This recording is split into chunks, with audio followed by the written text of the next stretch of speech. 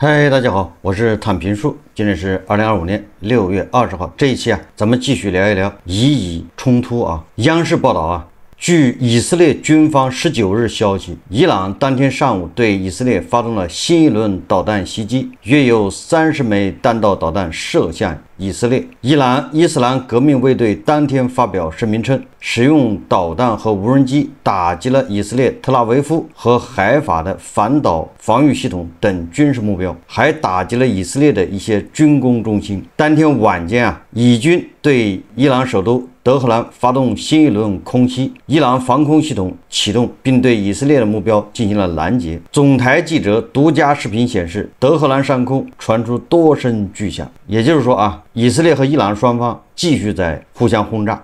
昨天夜里或者今天早上，以色列国防军袭击了位于德黑兰东北部叫拉维赞地区的一处革命卫队地下掩体。这个袭击的消息传出后社交媒体上网民纷纷猜测，伊朗最高领袖哈梅内伊与家人可能藏身如此是不是已经凶多吉少？但是这都是传言毕竟狡兔三窟以色列的这个国防部长卡茨宣布，哈梅内伊不能再活在世上。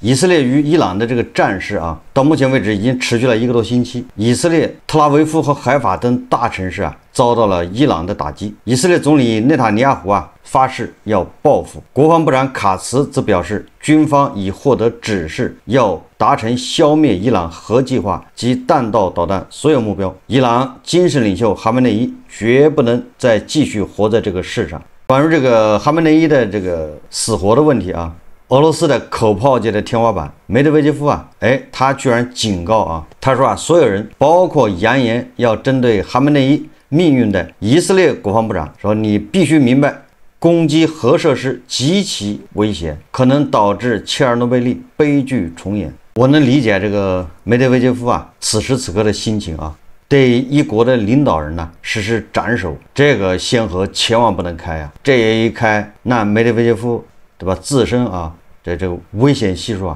大大升高。如果以色列可以对哈梅内伊实施斩首行动那意味着以后乌克兰也可以对俄罗斯的这些领导人实施斩首行动。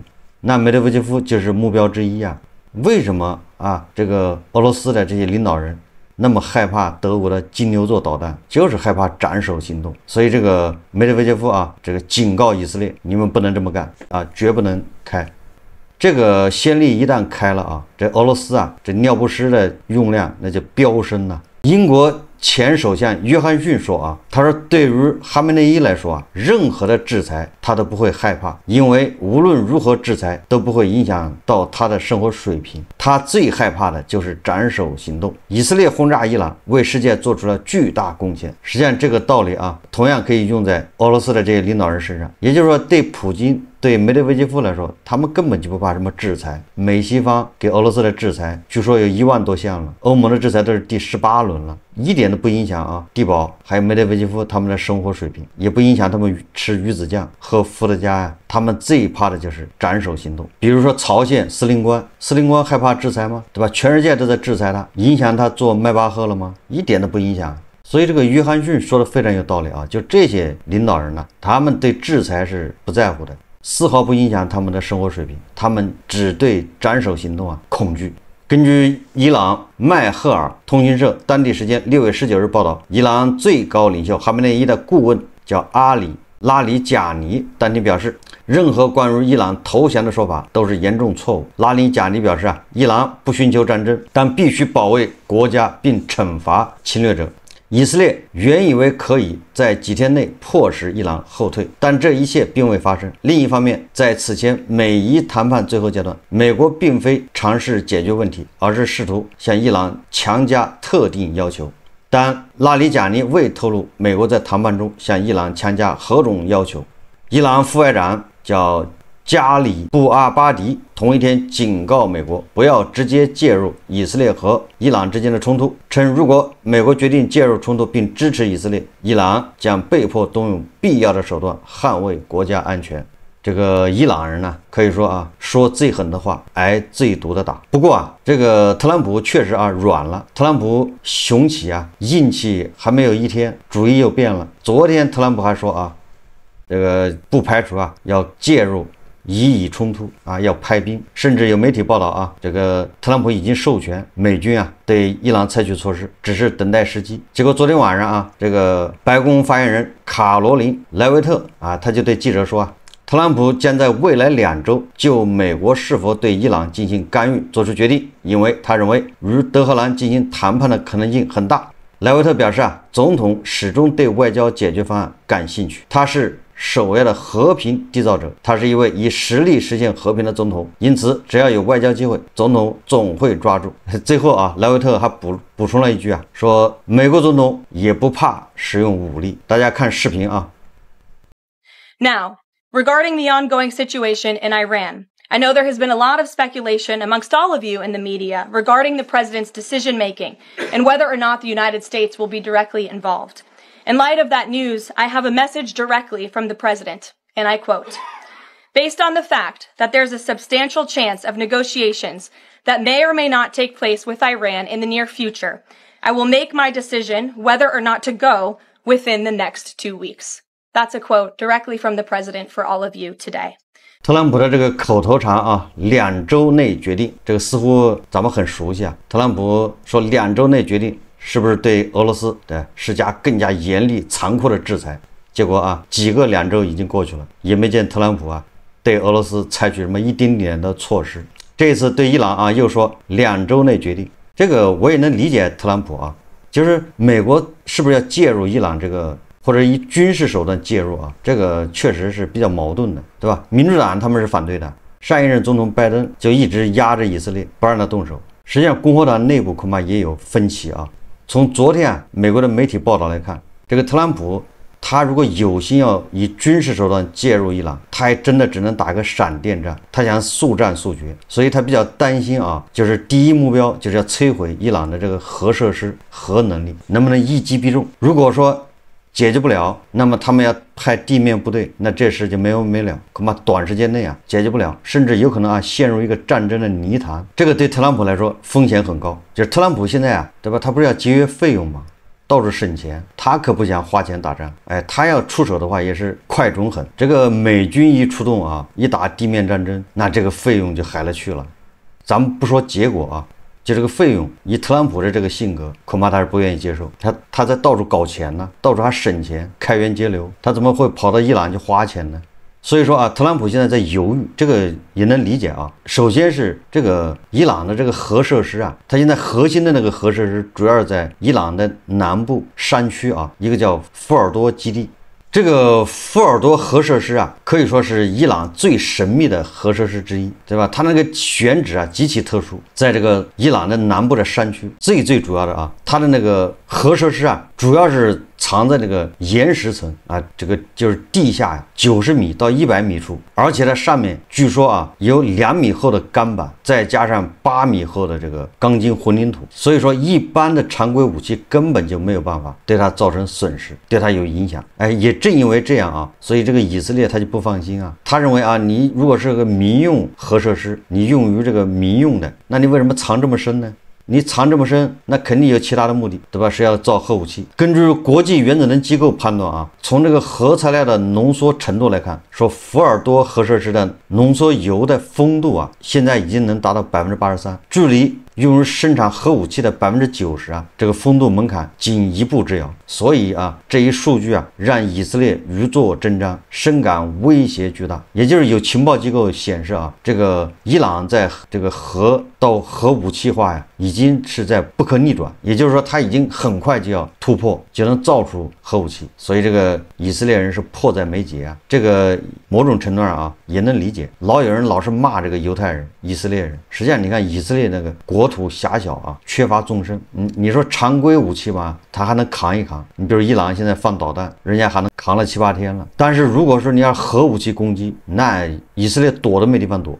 所以这个以色列对周边国家发展核武器那是高度敏感，因为涉及到他们的生死存亡。也就是说，以色列它扛不住一枚核武器，所以他对周边国家发展核武器那是绝对的，能动手绝不在那儿废话。早在1981年6月啊，以色列就出动空军啊袭击并摧毁了伊拉克的核武器制造设施，也就是巴比伦行动啊。所以这次对伊朗，对吧？闪电出手啊，也是基于这个原因。你想想啊，这个以色列犹太人，他总不能把他们的这个安全寄托在别人这个善心上吧？寄托在别人赌别人不会用核武器，这咱们一直说叫底线思维啊。底线思维就是，如果伊朗给以色列用核武器怎么办？所以那只能啊，在他拥有核武器之前，必须把它打掉啊！这就是以色列的逻辑啊，这就决定了以色列跟伊朗之间冲突是不可调和。那现在特朗普的焦虑在哪儿呢？就是现在摆在特朗普面前的选择啊，这个伊朗的核武器的这个一个重要的标志，那就是这个福尔多的核设施啊。据说啊，伊朗的主要的那个浓缩铀材料成品都是藏在这个福尔多基地。更重要的是，据说还有几十名甚至上百名的伊朗的核科学家或者技术人员还在这个福尔多基地日夜工作，也就是这个福尔多基地是正常运转。这个就是对以色列来说就是如鲠在喉啊，对美国也一样。如果这个基地不给摧毁，你把外面那些半成品的那些什么核武器的那个设施或者核设施啊，你给它摧毁没有用，他们很快啊就能恢复。所以现在焦点就是福尔多核设施。那现在问题来了啊，说根据理论呢，也只有美国这个叫地堡破坏者啊，也就是那个重达10几吨的 GBU-57巨型钻地弹，而且这个13吨的这个巨型钻地弹啊，也只能是什么 B2 隐形轰炸机可以携带投放。那现在问题就来了，特朗普就想知道你这玩意到底能不能把那个福尔多核设施给摧毁。据说啊，美国的军事专家没有人敢打包票。现在有2个方案，一个方案说先用常规炸弹多炸几遍，说把那个土壤啊把那什么炸完之后让它这个松动，然后再由那个 B2 隐形轰炸机接连投放几颗下去，这个 GBU-57这个钻地弹，这是方案之一。但是这个也不保险，说你真能把它毁坏。第二个方案就是要用战术核武器。那你看特朗普他肯定不敢用战术核武器啊，他不敢开这个先例啊。所以说啊，就对于美军到底能不能真的就摧毁这个福尔多基地，现在是存疑。所以特朗普他也没有放弃外交手段，也就是他对这个伊朗极限施压，还是希望伊朗能不能你自己把它毁掉。这也是个手段。所以特朗普说，我再给他2周时间，让以色列再去把伊朗再炸一炸，逼这个伊朗投降这恐怕也是为什么哈梅内伊还能够正常活动，对吧？哈梅内伊还没有报销的一个主要原因。如果你把哈梅内伊给解决掉了，那谁来谈判呢？那怎么外交解决呢？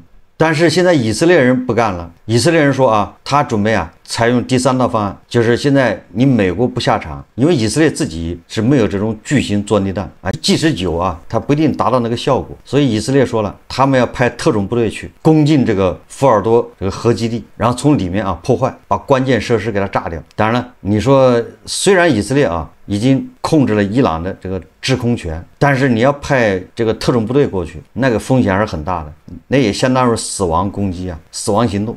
但是以色列人的决心还是有的，对吧？他是为了这个以色列的安全，他必须要这么做。所以很有可能人家派地面部队过去，到时候空降到这个福尔多基地附近再强攻进去。这个以色列人他绝对不是什么嘴炮。这个内塔尼亚胡这个行事风格一向比较强硬，就是能做的就少说。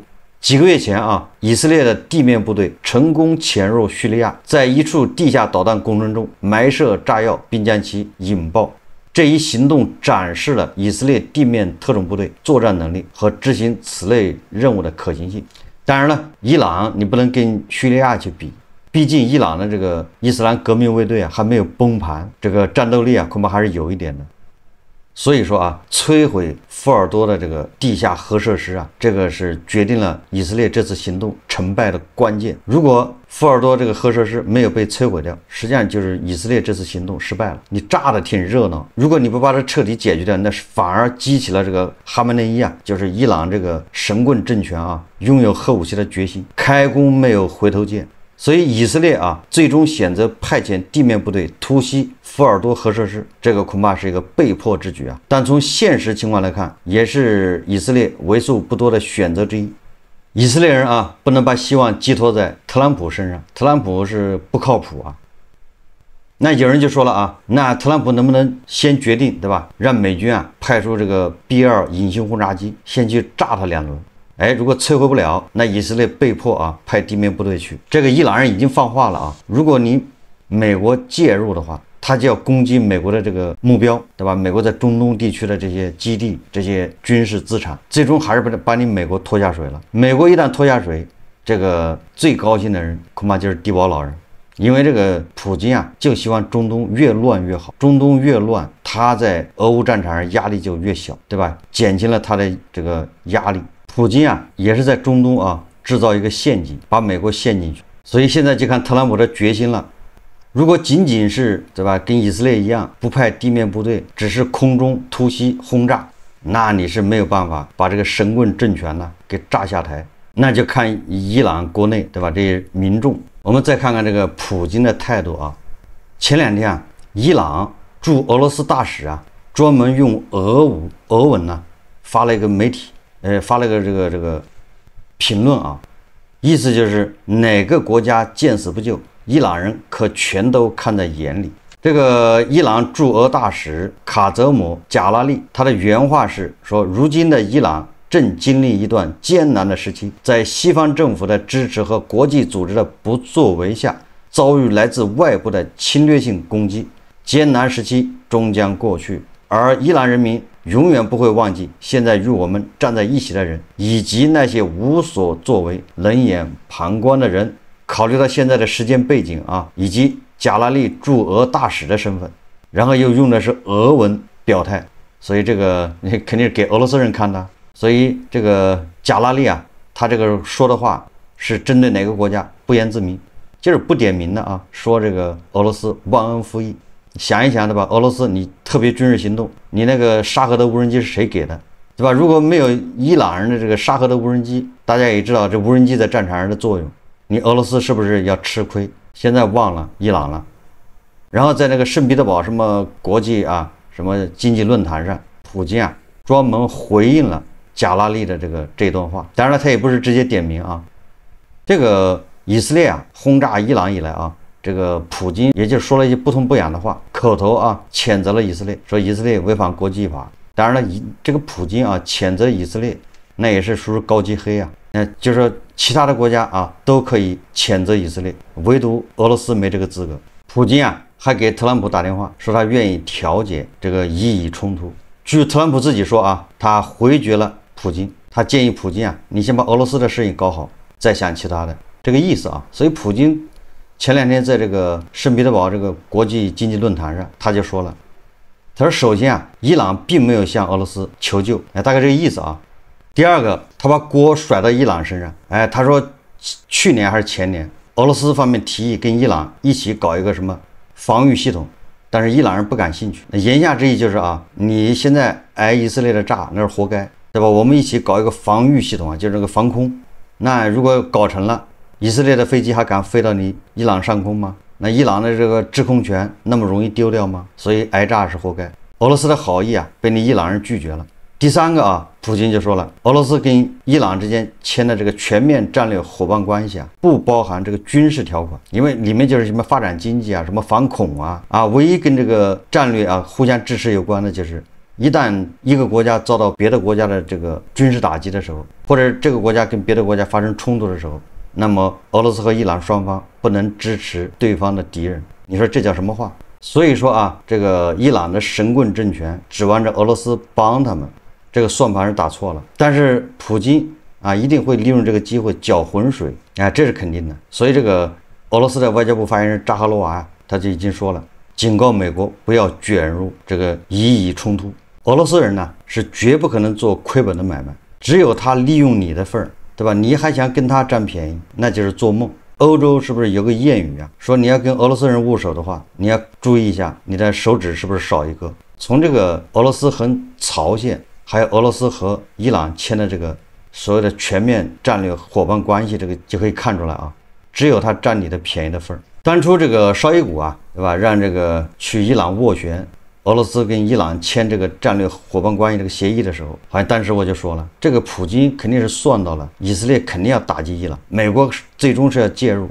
如果俄罗斯真的跟伊朗签这个什么全面战略伙伴关系，实际上那样的话就把俄罗斯拖进去了，他是不愿意的。而俄罗斯跟朝鲜签呢，没有这方面风险，就是现在还没有一个国家去攻击朝鲜。这韩国呢对吧？没这可能。也就是中东啊那个地方，这发生战争的几率远远大于这个东北亚，所以他跟朝鲜签协议啊，那是纯粹占便宜，没什么风险。而跟伊朗签这个协议，那就很容易把俄罗斯给套住。黎巴嫩的真主党领导人叫卡西姆，在这个灯塔电视台节目中表示啊，黎巴嫩真主党运动无意在伊朗和以色列之间持续冲突中保持中立，什叶派抵抗力量保留采取自己行动的权利。这个真主党跳出来说话了啊！这个卡西姆说啊，我们不是中立的，我们公开声明我们的立场，我们站在伊朗领导人和人民一边。看样子啊，这个黎巴嫩的真主党啊，腰子也好了，眼睛啊、耳朵啊，恐怕也部分恢复了。现在又叫好了伤疤忘了疼啊！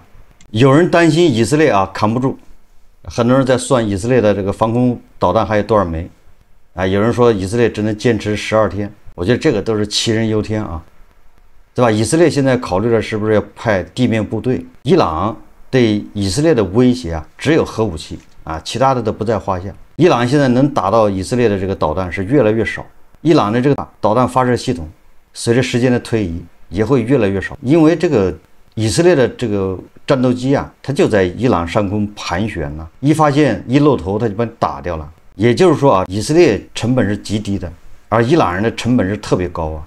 一颗弹道导弹多少钱呢？那超音速呢就更贵啊。一般的是发射几颗震慑一下对手就完了，还真靠那玩意儿洗地，那你也洗不起啊。一枚从伊朗发射的弹道导弹，侥幸啊从它的发射架上发射出去了，一路上不是约旦就是伊拉克，要么叙利亚，在那儿的这个西方的基地啊，人家都会派这个战斗机拦截，防空系统拦截，层层拦截，最后侥幸有那么几颗到了以色列，人家还要拦截。一枚从伊朗发射的导弹，本来发射出来就不容易，结果还要过5关斩6将呢。反过来看以色列呢，人家从那个对吧各个空军基地起飞的飞机畅通无阻啊，忙得很，飞到伊朗上空，然后发射导弹扔炸弹，这个成本低得多啊。所以就是说这个时间不站在伊朗这边，摆在以色列面前的困难就是福尔多这个核基地是狗咬刺猬无处下嘴。